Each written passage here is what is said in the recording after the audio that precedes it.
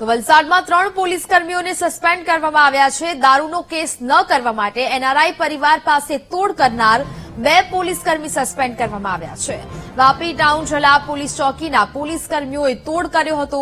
ASI Mayuri Borse અને writer કરમસિંહે મોટી રકમની તોડ કરતા સસ્પેન્ડ કરવામાં આવ્યા છે। એનઆરઆઈ પરિવારે જિલ્લા પોલીસ વડાને રજૂઆત કરતા કાર્યવાહી કરવામાં આવી હતી।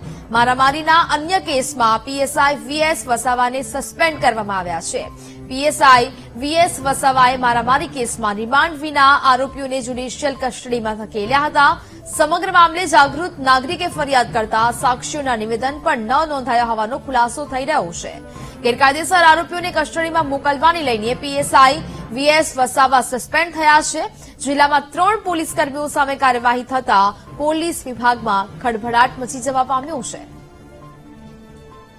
તો જ પ્રકારે જિલ્લામાં 3 પોલીસ કર્મીઓ સામે કાર્યવાહી થતા પોલીસ વિભાગમાં હવે ખળભળાટ મચ્યો છે। 3 પોલીસ કર્મચારીઓને સસ્પેન્ડ કરવામાં આવ્યા છે। અલગ અલગ ઘટનાઓમાં આ 3 પોલીસ કર્મચારીઓની સંડોવણી નીકળી અને ત્યારબાદ આ 3 વિરુદ્ધ કાર્યવાહી કરવામાં આવી છે અને તેમને સસ્પેન્ડ કરવામાં આવ્યા છે। વલસાડની આ ઘટના છે। સંવાદદાતા માનવ ઠાકોર ફોન લાઈન પર જોડાયા છે। માનવ, વલસાડમાં 3 પોલીસ કર્મીઓને સસ્પેન્ડ કરવામાં આવ્યા છે, શું વિગતો?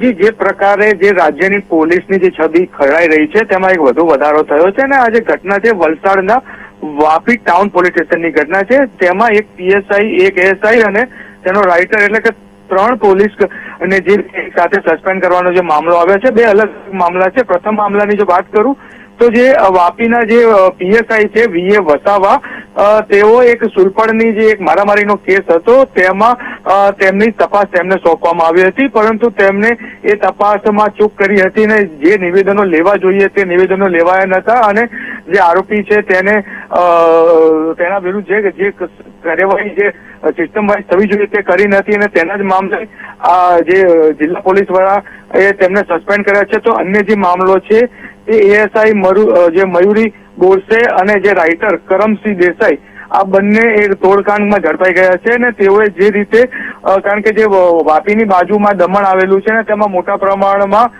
ચેકિંગ હાથ ધરવામાં આવતું છે। ખાસ કરીને જે દારૂના ચેકિંગમાં આ બંને જણ ખૂબ બદનામ હતા અને જે પણ ગાડીઓ પસાર થતી તેમાં 1-2 બોટલ હોય તો પણ મોટો તોડ કરતા તેવી ફરિયાદો ઉઠી હતી ને આ જે ઘટના હતી તે ઘટના નવેમ્બર માસમાં બની હતી ને આ માસમાં જે એક એનઆરઆઈ દમણથી વાપીમાં પસાર થયો હતો અને તેમાં તેને ઝડપવામાં આવ્યો હતો અને તેની સાથે દુર્વ્યવહાર કરવામાં આવ્યો હતો અને આ દુર્વ્યવહારના સીસીટીવી પણ પોલીસને જે જિલ્લા પોલીસ વડાને મળ્યા હતા અને આ સમગ્ર મામલે મયુરીબેન બોરસે અને જે આ કરમસિંહ દેસાઈ આ બંનેને સસ્પેન્ડ કરવામાં આવે છે। એટલે કે આમ એક સાથે 3 પોલીસ કર્મચારીઓને સસ્પેન્ડ કરાતા જિલ્લા પોલીસ વડામાં અત્યારે એક પ્રકારે ફફડાટ વ્યાપી ગયો છે। જી બિલકુલ માનવ, જાણકારી બદલ આભાર।